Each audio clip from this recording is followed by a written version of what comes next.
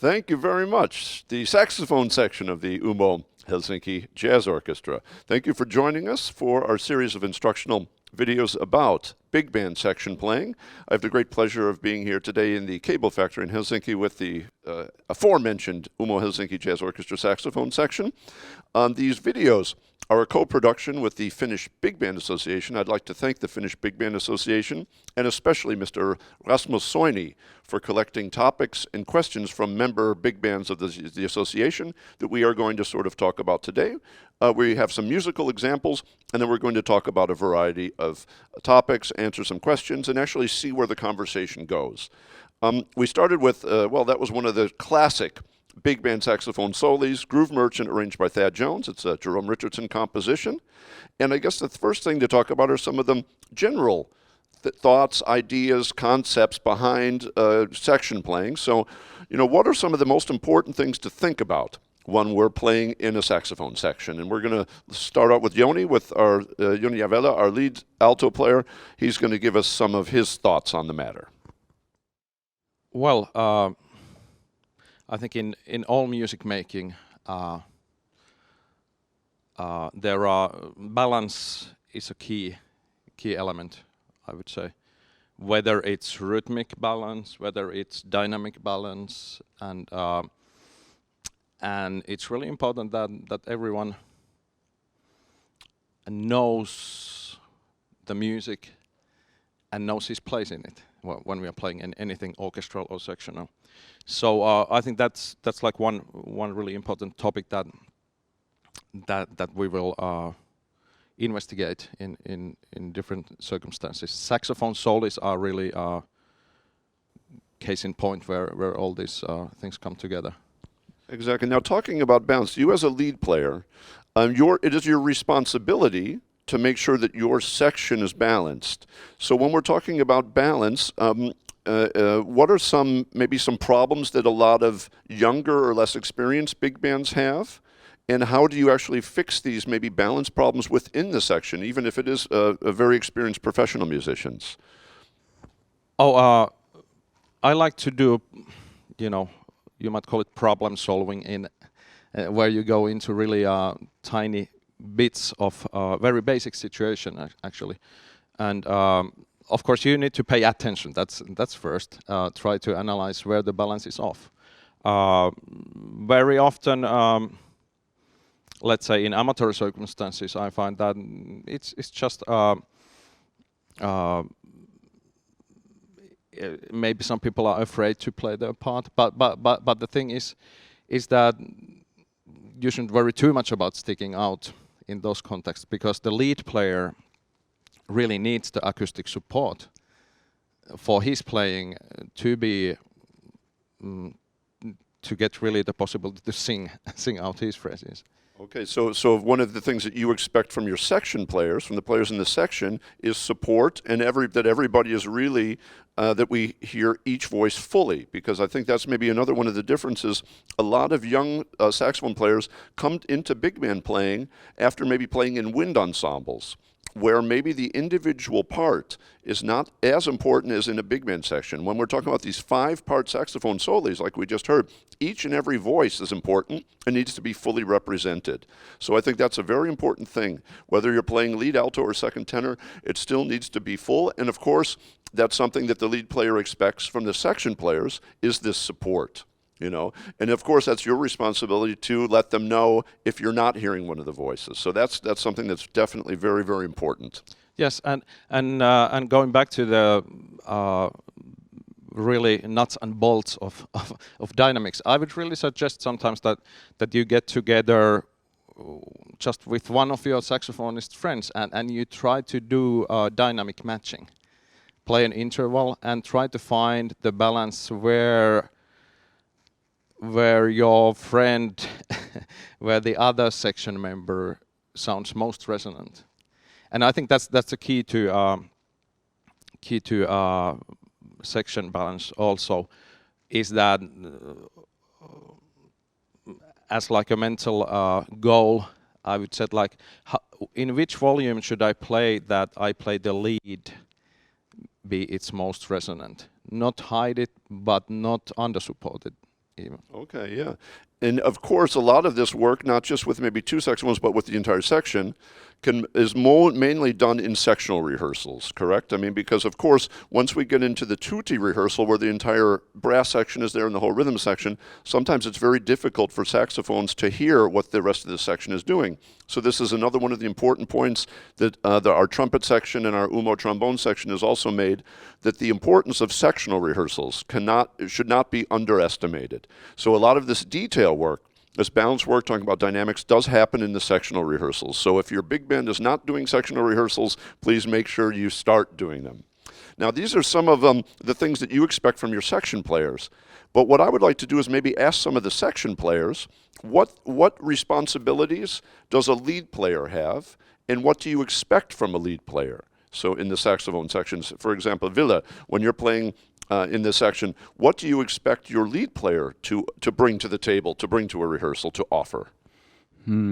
I expect him or her to bring to the table like a large knowledge of the music, just like you guys were talking about, that he or she has a vision how to play the part and play it with a consistency.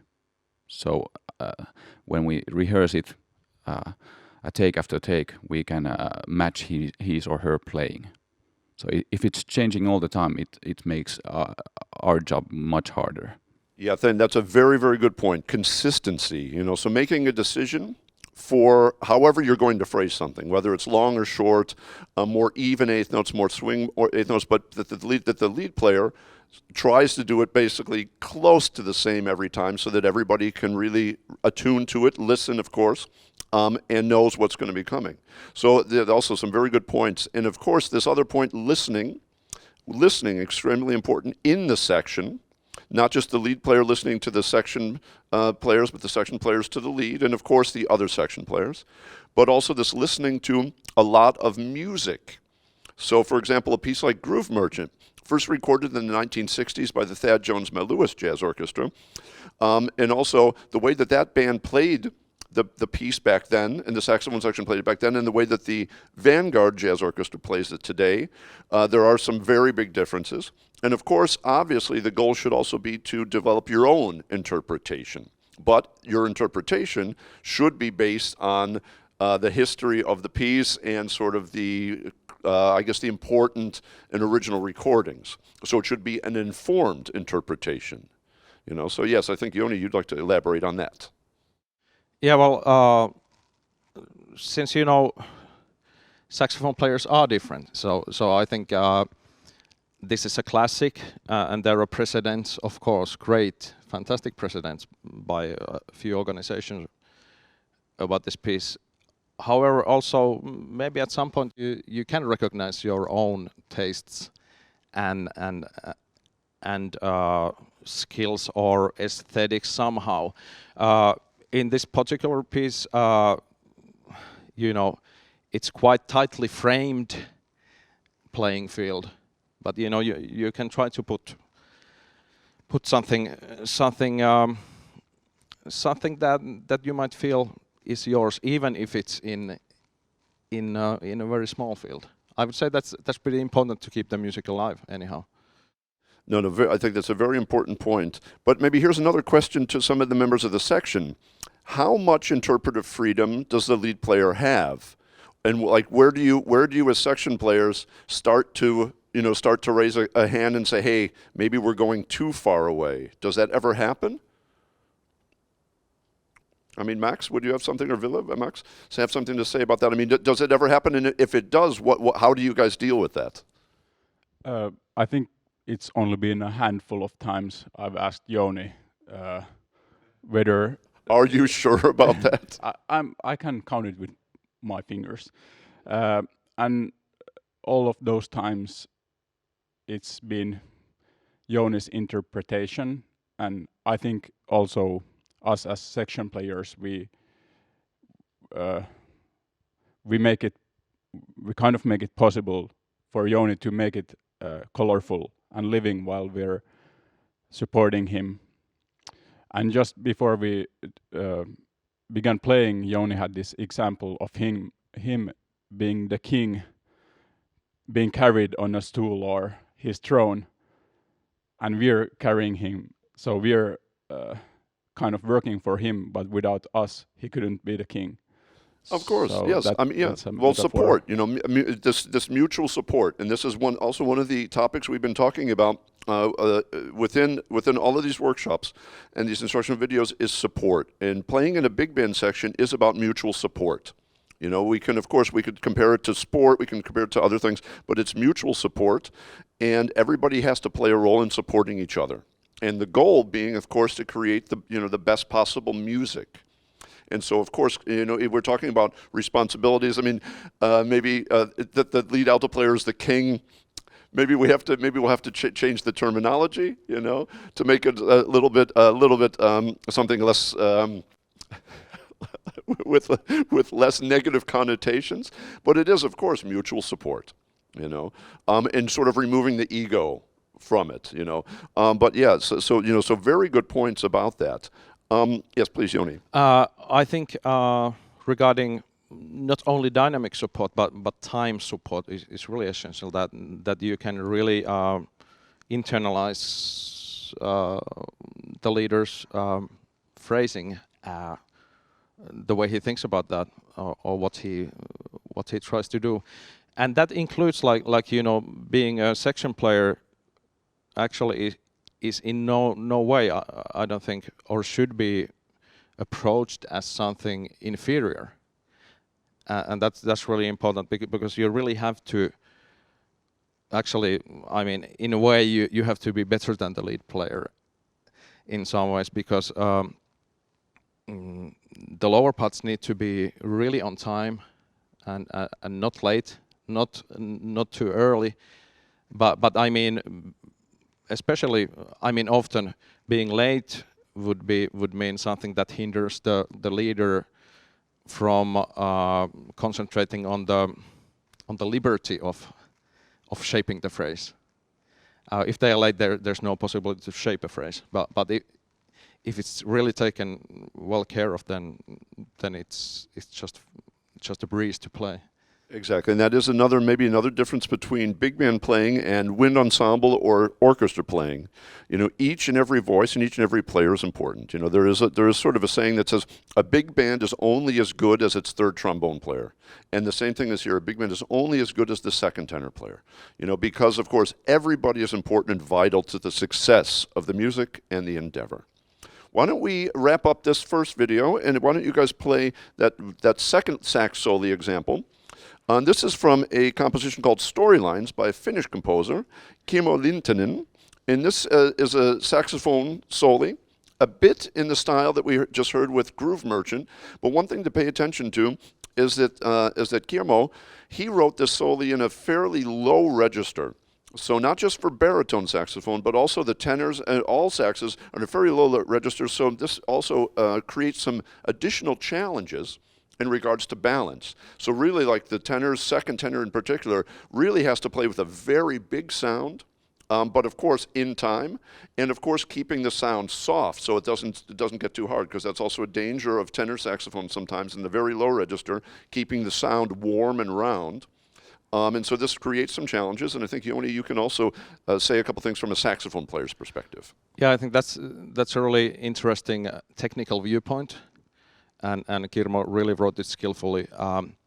The other thing that you might consider watching a rerun maybe of this video is that, and the same goes with actually any music, same goes with Groove Merchant's solo, is that like, you know, it's very important not only to place your first note of the phrase correctly, it's even more, not even more, but it's as important to know where your last note of the phrase should land, and that actually defines like awareness. You know, the beginning and the end. To add to that is also where are the middle points and which are the climaxes in the middle of the phrases. So I think there's really a lot to chew on this, but I mean that's really what's interesting about this. Exactly. No, those are also very, very good points, because very often in rehearsals, and especially I've noticed this also with the younger bands, of course, there's a lot of time spent talking about how to start phrases or the timing at the beginning of phrases. But of course, paying attention to that through the phrase to the very end of phrases. Very, very, very important. And I guess this is another thing, before we get to this, let's keep talking for another minute, because I think you brought up some very good points. How much of this do you actively discuss and talk about in your sectional rehearsals, or is it more sort of your responsibility as a lead player? You play and you expect everybody to listen and to interpret or to match your interpretation? I mean, are these things that you guys as a section talk about a lot when you have sectionals? Well, my point of view is that you know, I really like when you know, we have lots of experience together, that some of the things can be done unsaid and by following the oral image. However, I think it's also really important that you sometimes really talk about it verbally to kind of make sure that are we on the same page, and did you do it because of you think like this? That's kind of the I think the rationale to do it. And sometimes when something doesn't happen, then of course we need to stop at, hey, I really would like this to be, and would you agree, and so forth. Does it make sense? Okay, so it is actually, you know, a democratic process as well, when you're in the sectional rehearsals. Yeah, I mean, to an extent. To an extent, I mean, what's practical, and then in the end, it's, well, the lead part, the melodic thing, that's the domain of the leader, and should remain that. But I mean, it's a cooperation, of course. What would Ville say about that? Yeah, I agree what Jouni said, and I also prefer the way that the lead, in the first place, tries to lead us by playing, not by telling what to do. And if that's not going to happen, then we can discuss about things. And many times the problem might be that the tenor part or whichever lower part has some different stuff going on. Like, let's say a little different rhythm or a difficult leap or something. Why the thing is not working, and the lead might not be aware of that, and that might as well change his playing, that he would play in the way that it makes us easier to play that spot. Okay, great. Yeah. So communication, listening, mutual support. Terrific. Once again, these are sort of the key points. And so let's, now that we've talked about enough of these key points, let's listen to some of them. And here's a great excerpt, the saxophone solo from Storylines by Kimmo Lintunen.